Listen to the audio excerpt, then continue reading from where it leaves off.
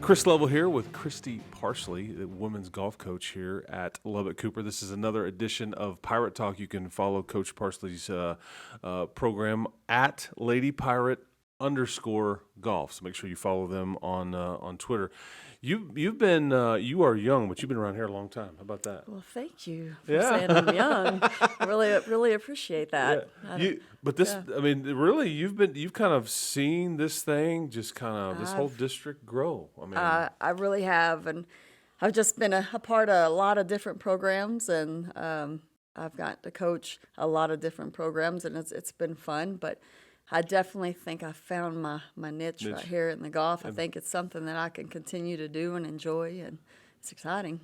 Did you ever envision that this would be this massive district, and that now you're talking about a second high school, and just, all this stuff when you started doing this? Because you came in the same year as Coach Sexton didn't you? I did. We came in together, went to the high school together. It's been neat. No, I really didn't.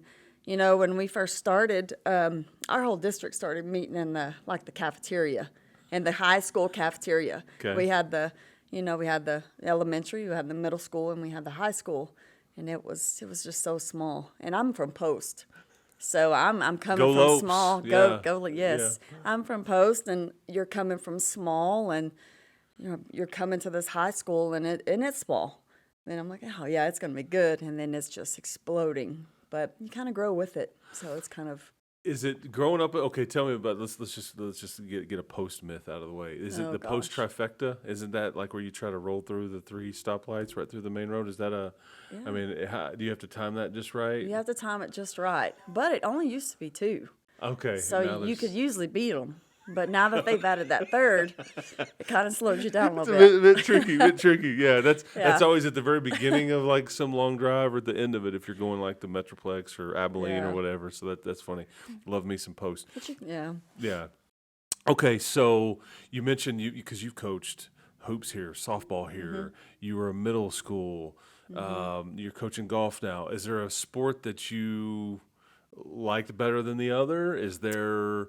Tell me the different dynamics of trying to teach different, different things. Well, I did I did coach volleyball. See, volleyball too. Well. I missed it. And so, cross country. Yes, cross country was something that I had to. You're like a Swiss Army knife. You're like a little bit of everything. A little bit of everything, but volleyball and softball was probably the most challenging because I didn't grow up with those sports. Okay. So I had to learn a lot, but I had great head coaches to work under, except for softball. I kind of took over that program. Hey, you can do it, yeah, but I had fun with it. Yeah. But I got to coach under Tammy Gunsett. Okay. So she definitely taught me a lot for sure. So, those 2 sports were probably the hardest just because I didn't know a whole lot about them. Wasn't familiar. Okay. Yeah. Okay. What about being around sports and just kids makes you drawn to this as like a profession and like wanting to do this? I wanted to do this probably since I was in the 7th grade. Love it. Okay. I grew up playing basketball, which was my love. That was my sport. And so You're I like just a stud point guard. And I. I was post. You're kind of all 3. You're post or wing or point guard. Positionless is what we call that. And, positionless. I was only 5'7". I never could stretch myself to be that 5'9". You know how you always try to stretch yourself. Do you remember seeing the Brady Bunch as a kid? Yes. When he hung like in the. Yeah. We're dating ourselves here. Sorry. Well, and but you called me young earlier. I did. Yeah, so we are young. Yes. But no, I just loved. I love basketball. I saw how my coaches reacted to kids and just the relationships that we had, and that's kind of where it grew. That's kind of what I wanted. So.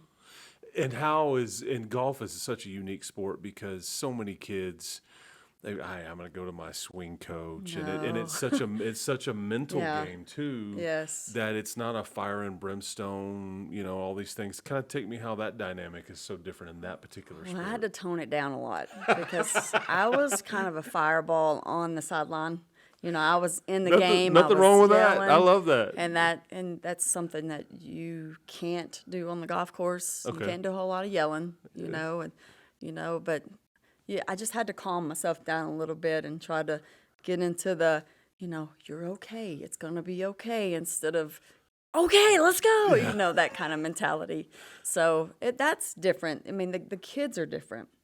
You're right. They have their swing coach, they have their putting coach. I mean, just whatever. So just being an encourager. I mean, that's just kind of the biggest thing. Or, if they hit a bad drive or whatever, coach, what did I do? I mean, you just got to be just ready for that kind of stuff. And listen.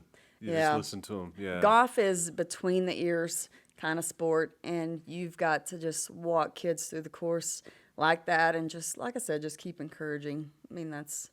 And honestly, being an encourager, that's like for any walk in life, man. You can if you're an encourager in life in general, no matter what you're doing, you're winning. I think. I mean, that's a great way to a great way to phrase It's that. one of those things that, Coach, I shot 104 today.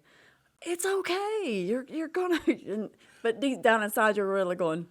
we needed in the 90s or 80s. Yeah. But, so both semesters here is kind of how your sport works. I think it's kind of fascinating. It's one of the few, all year round, really. When we talk about it, take me through that dynamic, like what the fall looks like compared to what the spring looks like, and how you schedule it. I mean, all that stuff. Well, we have 8 tournaments that we schedule, and I usually schedule 5 in the fall and 3 in the spring because of weather. Fall is kind of our practice time. We get to a lot of tournaments, get to see a lot of courses, and you just kind of work out the kinks, a little bit. And then spring is just go time.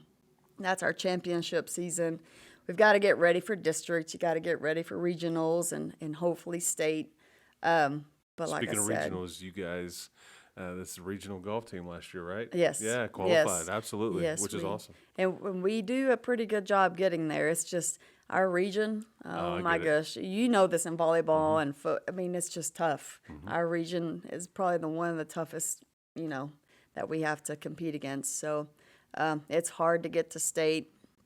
But we work hard to get to regionals and try to compete there. And do you with the tournaments that you're scheduling? Is there a rhyme or reason on the kind of courses they see, knowing what the district and regionals and some of those kind of courses will be? Yeah. Well, usually we're gonna play at the Rawls again. Okay. And so just seeing. Bring your driver. Exactly. Bring your driver and bring your sand wedge because you're in the bunkers most of the time.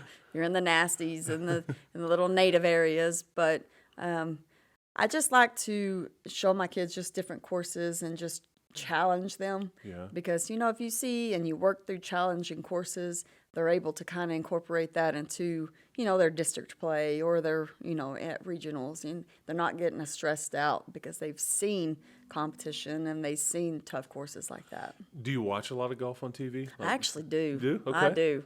My husband drives him crazy. How do you do this? This is most boring. It's whatever. I'm like, you watch hunting. But touche. Yeah, but I do. I think it's remarkable the things that they can do. Oh yeah. I mean, there's very talent, and they're the athletic component too. There's no doubt. Favorite course that you've ever either walked and your team has played at, or that you've played on? I love Harbor Lakes in Granbury. Okay. Yeah, it's probably one of my right favorites. Off the Lake Granbury? I mean, yes. Obviously, because you mentioned lakes. Yes. Okay. We go there every year, and we've never really conquered that course at all. And my kids, I don't know if they like it or they just like it because I like it, and they don't say anything. But we finally this year we played the best that we've ever played on that course. So I feel better about it now. Good. After all this time, we finally did it. And Granbury's right outside. I grew up in Fort Worth, and it's right outside the Metroplex right there. Yeah. So you probably get a lot of terrain. And different greens. They have Bermuda putting greens, there. So it could be fast, could be slow. I mean, it's just a whole different world than what's here. That's awesome. Yeah. That's awesome. And you teach at the high school as well, teach health and stuff. What's the difference between teaching and coaching? Different kids. Different. Okay. Okay.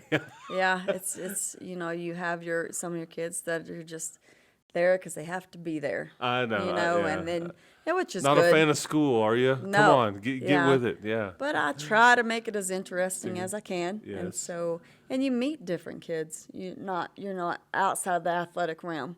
Okay. So that's always good to get to know kids like that. Speaking of kids, and you mentioned all the different things you've coached and all that, and kind of watching this thing. Do you have anybody, or plural, that sticks out from your past, that's kind of special athlete or fun athlete that you remember? I loved coaching this person, or I still have a relationship with this person. I do. Actually, I have a few.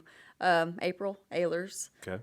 She was a 3-sport athlete here for us. She played volleyball, basketball, and softball for me. But and then Fancy, she was a 3-sport athlete. Okay. I mean, there's several. Kimberly Harger at the time, Brandy Eggert.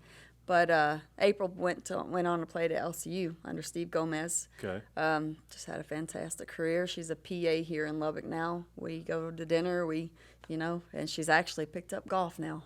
So, and she's probably better at golf than she was any of her other sports. Of course. Well, if she's an athlete, then that's how it works. No, there's a lot. I mean, there's a lot of kids that. And we love our children equally, and all those kinds of things. I mean, you've been fortunate enough to see so much.